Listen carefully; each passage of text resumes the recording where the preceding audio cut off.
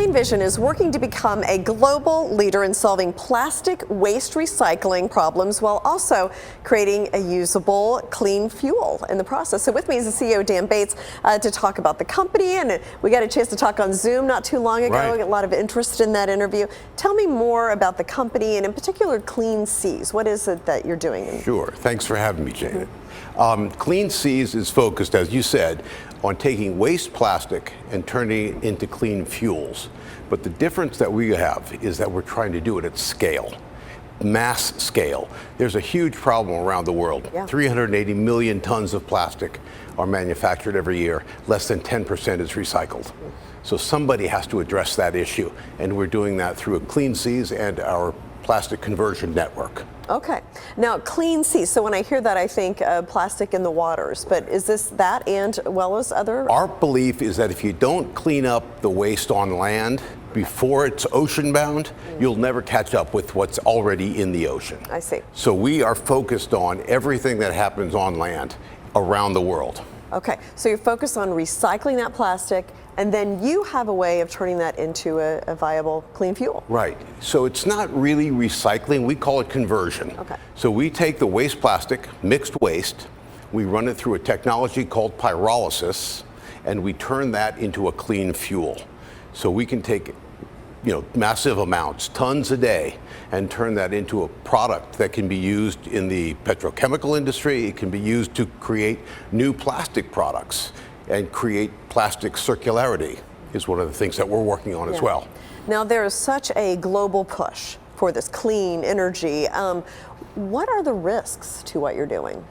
It's a good question. That's a very good question. So we believe that we have mitigated the risks, of course, as best as possible, right? There are 5 components to setting up a project. First, we have to have a location and permits, and we have to have good local partners when we're working internationally. For instance, we have great partners in Morocco with EcoSynergy, where we have an active facility. The next is you have to have great technology. And we have relationships with technology providers all over the world that have tested and proven products. Then you need feedstock. You need that plastic waste to get to the facility, right? We operate 330 days a year at 50 tons a day or more. Do the math. It's a lot of plastic, right? And then you have to have an off-taker.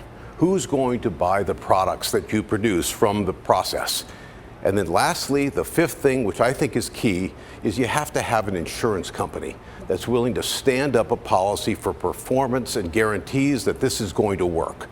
And we have all 5 of those boxes checked. Okay. So we believe we've mitigated the risk to the company, to our investors, to our strategic partners, and we think that this is a winning solution for global impact on the recycling process. Now, you mentioned some of the plants, I guess, for a better, Morocco is Right. one place where you have one of these facilities. And are there any others or any plans to add more? We have a global network, okay, that is either under contract or letters of intent that are moving to contracts.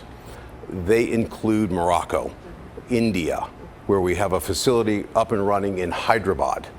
We have 3 states in India that are also aggressively seeking out expansion of our products. We have letters of intent now in France, in Turkey, in Sri Lanka, Puerto Rico, there's another one. And then in the US, we have Michigan, Massachusetts, and Arizona all signed up. Okay, sounds like you're going to be really busy. Oh yeah, oh yeah. Now, are these the kind of things when you talk to investors, you tell them about all these plans and these letters of intent and things that you have? I mean, how do you present this company to potential investors? We just basically tell the story. And it's a story that resonates with everybody right now because you can't look at any media and not find something about plastic pollution. Right. It's everywhere, it's pervasive.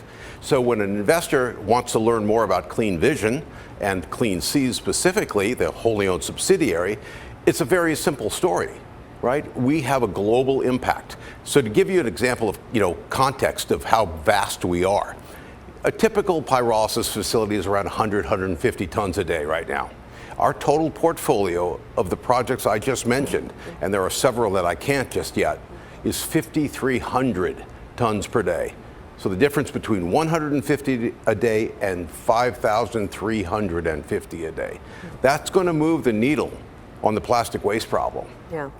And then finally, where would you want to be, say 3-5 years? What's kind of your vision for the company? You know, it's a great question, and the answer is we want to be on a senior exchange as a company, and I want to have a global footprint much larger than what we already have. Okay. Every country needs this solution, and we can then go into a new market, an emerging market, or a developed one, and say we can provide you clean energy, clean fuels, and solve your plastic waste problem at the same time.